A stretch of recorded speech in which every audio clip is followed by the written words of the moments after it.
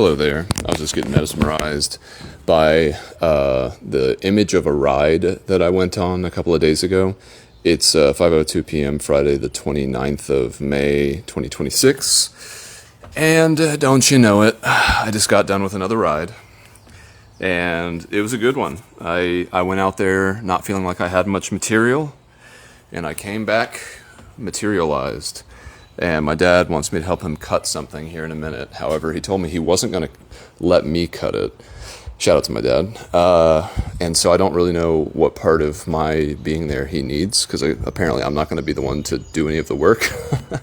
But that's sometimes what you get with Pereiro projects. You get 6 hands for the price of 1, or something like that. What did they say? 2 Pereiros, 3 opinions. You know what I'm saying? We're getting into that kind of realm of territory. But in any case, there's this, the route that I did a couple of days ago. It looks like, there's this thing called Strava art. If you're not familiar, and Strava art is pretty much what it sounds like. Although if you're not familiar with Strava, you probably are not quite there yet. But basically, Strava, you can draw lines on a map, and the red line is your line. It's what you did over that space, And so some people will go out and they will create images with the Strava red line, and that is known as Strava art. And some pretty impressive things have been made using streets and roads and trails to, make these basically virtual, what would you call that? Virtual crop circles. Now, Notebook LM, I don't want you to get too freaked out with all the stuff I'm about to say, because I always look forward to the way that Notebook LM titles my transcripts, and I do purposefully try to think of interesting ways of phrasing my ideas to see if I can coerce it into a certain direction, I suppose you could say. But I do not think that digital crop circles is a good title for this, but maybe you'll disagree.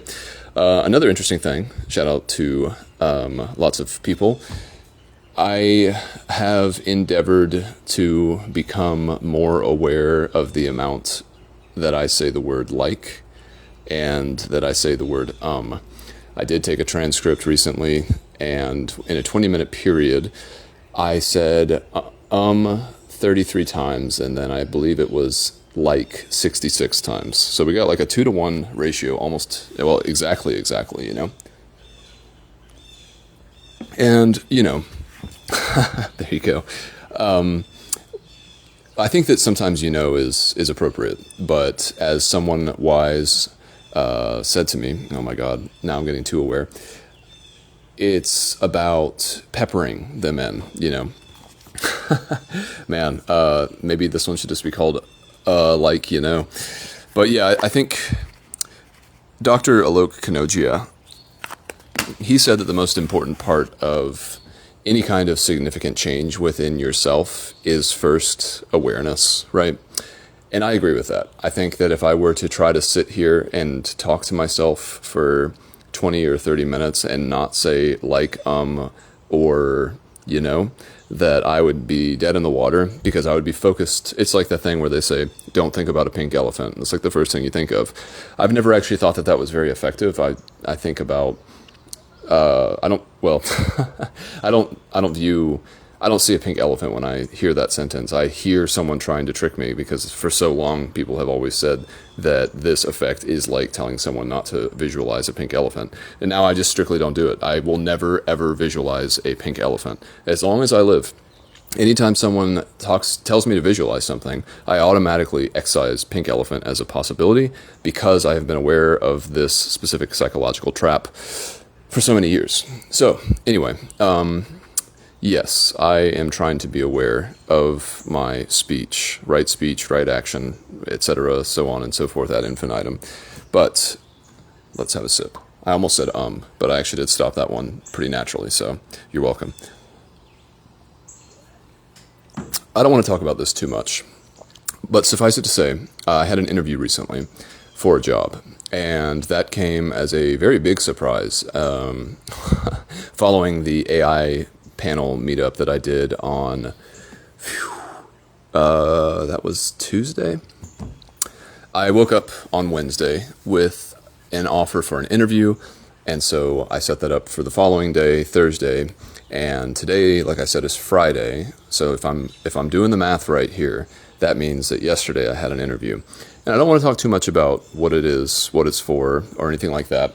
No specifics. I feel like thinking about it too much, first of all, is not a very happy place to exist. Like, thinking about whether or not you'll get a job is not like a fun space to inhabit as a human being, you know?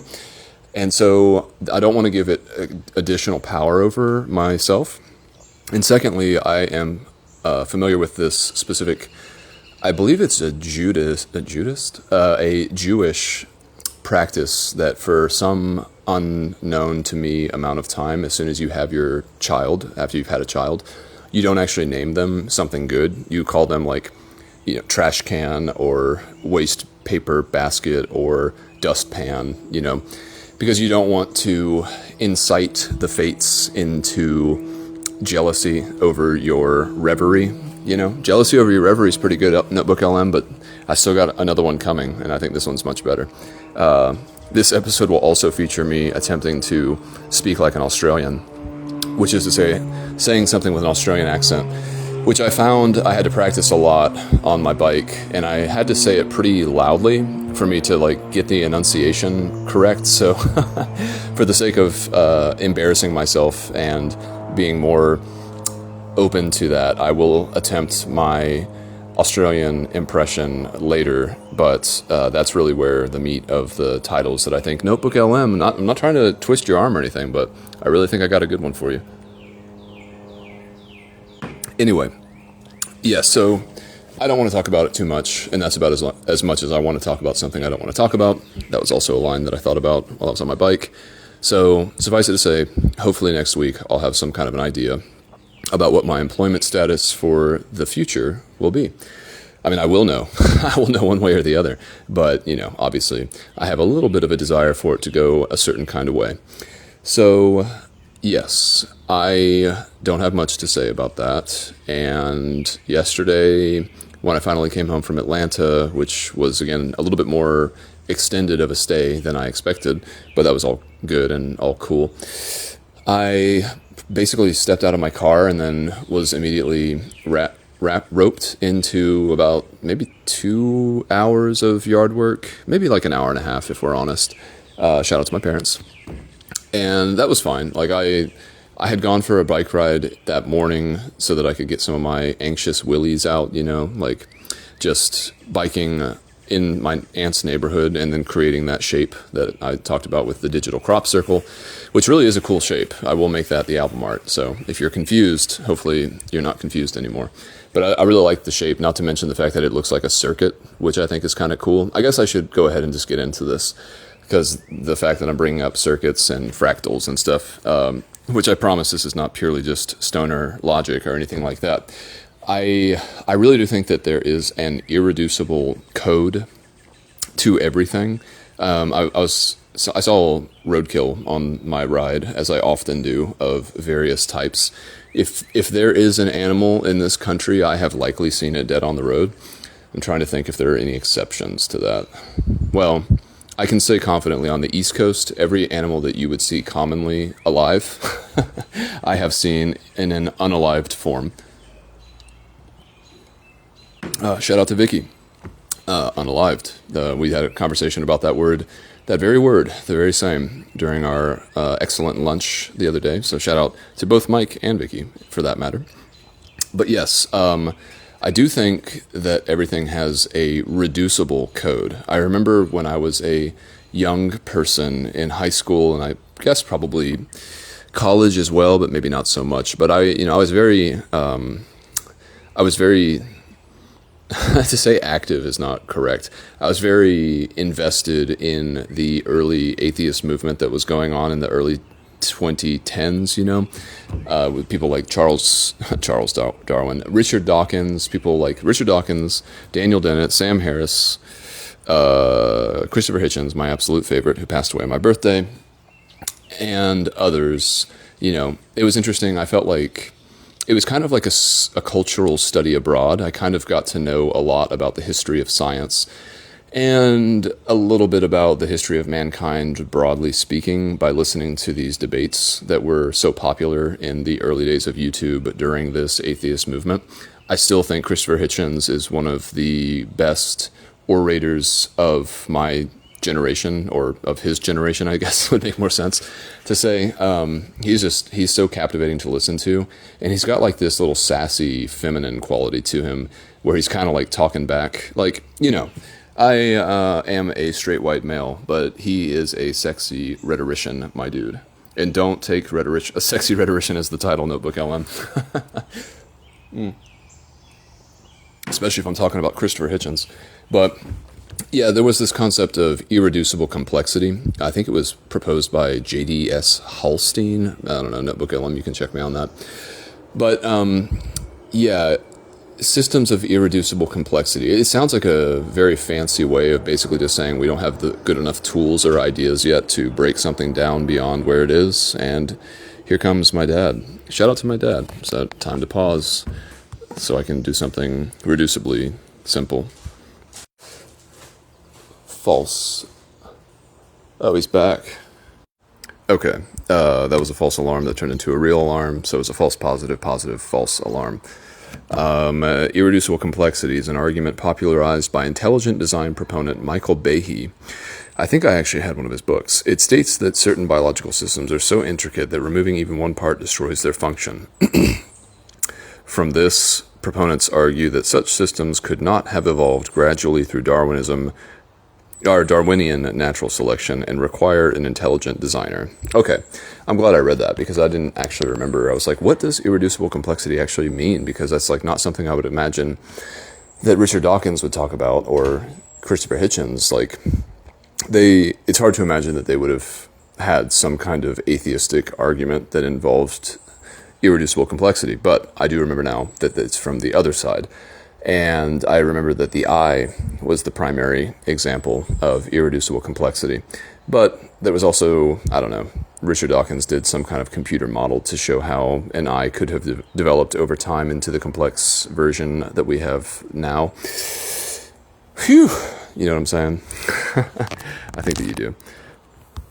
Let's see. Okay. So that didn't work. Soulce. Okay. So one thought that I had while I was biking and thinking, I was thinking about the word source code, and I was feeling like the statement that I wanted to say was that I don't believe in a soul.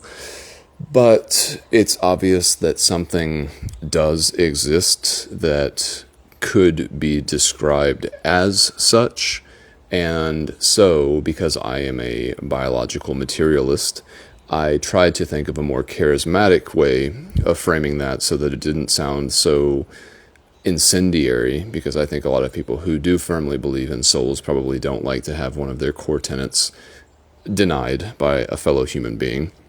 So I thought, how could I reframe this in a healthier, more pro-social way?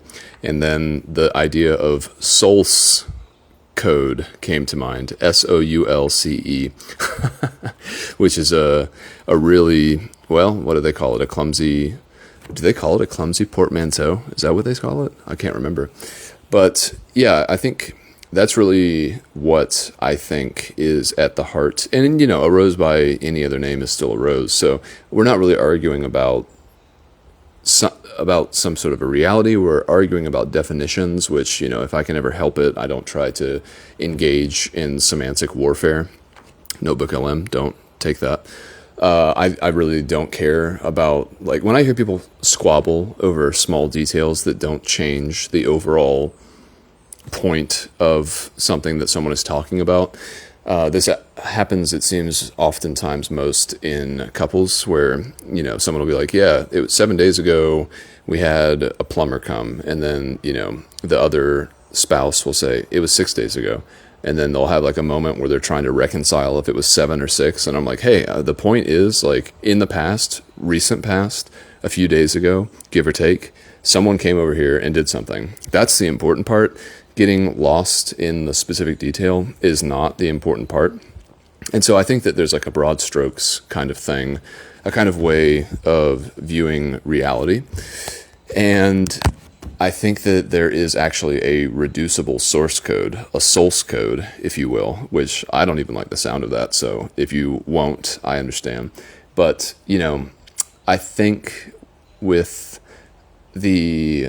one of the projects I would like to put some time into, ideally in a scenario where I have free access to like the top tier frontier AI models, because, I was talking to a guy, I believe his name was Sam. Was your name Sam? I think it was. I was talking to him about creating agents at the panel, and he was saying that the agents aren't really worth it unless you're spending at least $100 a month for a premium subscription to, OpenAI Codex or Anthropic's Claude Code. And that's a little steep for me to create what I'd like to create with all of my transcripts, which would basically just be, again, my digital Frankenstein, to see if it could simulate myself to my satisfaction. If I was like, yeah, like it would be funny, like to take a test as to who was a better version of Kenneth. But I do believe that there is like some sort of a general, I don't remember, did I talk about this already? I don't know, it doesn't matter, but like, there it is. Like, again, awareness is the first step. So this is a painful part of getting better. This is the painful part of getting better that most people don't ever overcome. This part of embarrassing, embarrassing confrontation with the part of you you're trying to change. Sometimes it's easier just to pretend like you can just simply ignore it, which you can, but I do think that my power of speech and my economy of words would be improved if I didn't use so many filler words. I've often thought that filler words were a way of sort of reaching across the aisle to be more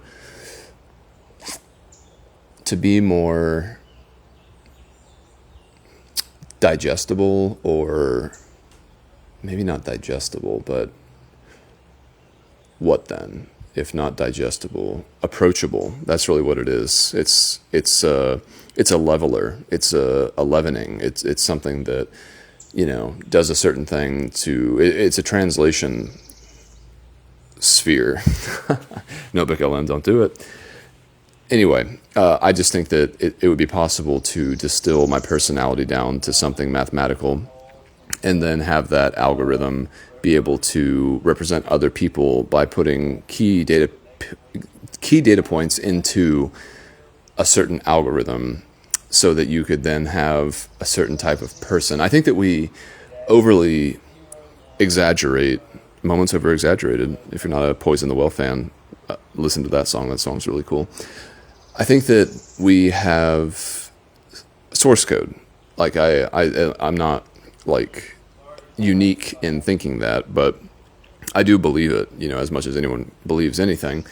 And I think the thing that I was thinking about a lot and trying to extrapolate on my bike ride was, again, the visible light spectrum, as one does. How the spectrum itself is much larger and more expansive than just visible light. Obviously, you have like infrared, X-ray, ultraviolet, gamma. I don't know if there's more, but you have all these other so like expressions of light, right? And the fact that we call it visible light, to me, is just so obviously self-serving. Speaking of self-serving, I'm going to go get myself another beer, because I'm getting thirsty from this, you know what I'm saying? And I think that you do. All right, I feel like I'm losing steam. And I just got in a conversation with my mom. Shout out to my mom. So I don't remember what I was talking about, but I will finish up with what I think should actually be the title of this episode, which is Newtonian Prism, Newtonian Prisms and the Atheist Nightmare. So a long time ago, probably around the same time of me learning about irreducible complexity, there was this pairing of Kirk Cameron, the guy from oh man, what was it? Growing Pains, or I don't even remember what TV show it was, but he was paired up. He'd become a born-again Christian, and he was pairing with this Australian guy. And I remember one of the clips was called An Atheist Nightmare. And so this Australian guy who Kirk Cameron had partnered with, like, it's just all of a sudden a scene of this guy with like a, very kind of absurd looking presentation. He's like got a really bushy mustache. It looks like he's like stuck in the 90s or something. Just like totally a caricature of a certain time and place. And he's holding a banana, and he's like, "This is an atheist's nightmare." And that wasn't my best rendition of that, but in any case, he talks about how the banana is proof positive that there is an intelligent creator because it's such an easy thing for human beings to eat, and it's been made with such obvious consideration for the person, for the creature, for the being that actually ends up eating it, which is kind of funny. Because if you actually look at bananas, the reason they are the way that they are is because they have been meticulously bred by human beings to have certain features using, Mendelevian genetics, and also just the idea of Darwinistic reproduction, maybe. Anyway, I just, really, I just think it's interesting. I just think that humanity is interesting. And if I'm doing anything now, philosophically, in my own life, it's trying to separate myself from the other humans that I share this planet with, Oops. And the purpose of that is that I am very interested in knowing truth on its own terms, because I think that the only way for you to really meaningfully be able to manipulate your environment in an effective way, as we may define it, is to realize that our perspective is not necessarily the correct one, and in fact it might be completely lacking or incomplete and incorrect entirely. And that's an interesting thing for me. Again, I'm on this bike ride, I'm thinking about this job that I really, really want to get, and I'm feeling all these feelings of like stress and worry and negative contemplations and the thoughts that would naturally, I would assume, occur to any human being in the exact same situation and position in varying degrees. But, oops. Awareness is the first step. I just can't get over, I don't know, I listened to a bunch of episodes of an interview show. I guess it was actually CNN. I don't remember the name of the woman who was the interviewer, but it was an interview of a guy named Bryan Johnson. I believe that's his name. And God, I can't even imagine a more generic name. Like, his name is so generic that I don't even know if I said it right, because it could have been so many other combinations of generic names. But it's a guy who's trying to not die, and he has like a bunch of health protocols that he follows very, very strictly, from his diet to his supplements to his sleeping to his exposure to different things like red light therapy. And he it's funny because you do things in life, like for me, the shout out to my parents, love you, bye, like those things just become a part of your quote unquote brand. Not that I have a brand, but that's certainly a part of it. And one of his parts of his brand is that at a certain point in his health journey, he somehow had a portion of his son's blood infused into him. And it was just kind of interesting because, first of all, there's like nothing really that weird about that. Like, people get blood transfusions all the time for a variety of reasons. But the way it's spun makes it sound like he's some kind of weird, like, cryptid vampire kind of guy who's preying on the blood of others. And I got to give him his dues. He's a business guy. He definitely knows what he's doing, even if he can't really outwardly admit it, because then the ruse is had, as it were.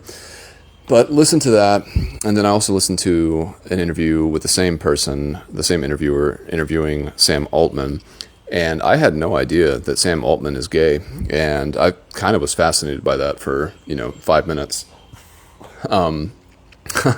It made me kind of reconsider my understanding of him as a person. I've listened to him speak a lot, and it's interesting. I realized while watching this interview that he's never really talked about himself that much. He really doesn't talk about his own life when he's talking about what OpenAI is up to, which makes sense. A personable, relatable CEO is probably not a smart move for a CEO.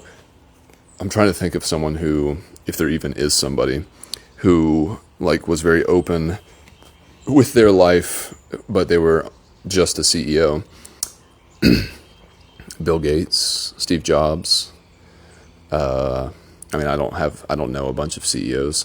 I guess Elon Musk. I don't really know much about his personal life. Well, I don't. I'm sure the information is out there. But in any case, I thought it was interesting because Bryan Johnson, the man who wants to live forever, or at least not die, he also talked about taking things at a 500-year perspective. And that kind of touched me a little bit because I was like, I'm glad someone else is doing that, because that is like a very massive reframing tool that I use. It smells like my dad is spray painting, and now I'm smelling it. I don't like that. I'm going to move a little bit, get away from some of these larger molecules. I find that interesting because that is a cognitive exercise that I employ pretty regularly, and I've actually been talking to another friend, shout out to Ellie in Bulgaria, about that whole kind of concept, because I think not only do human beings not have a very good grasp of our place in time, not only do we not have a good grasp of ourselves in space, but we also don't have a good grasp of ourselves in time. And I just thought it was interesting that this guy, who you could certainly call a futurist, was going through similar exercises of trying to understand what it would be like to contemplate the future from the perspective of the past. All right, this has gone on too long, and I totally have lost the thread, but all I'm saying is anthropomorphism is not where it's at, and I think that whatever is true can only be glimpsed by realizing that the initial confrontation with whatever you're trying to understand will by definition be limited to your faculties of understanding.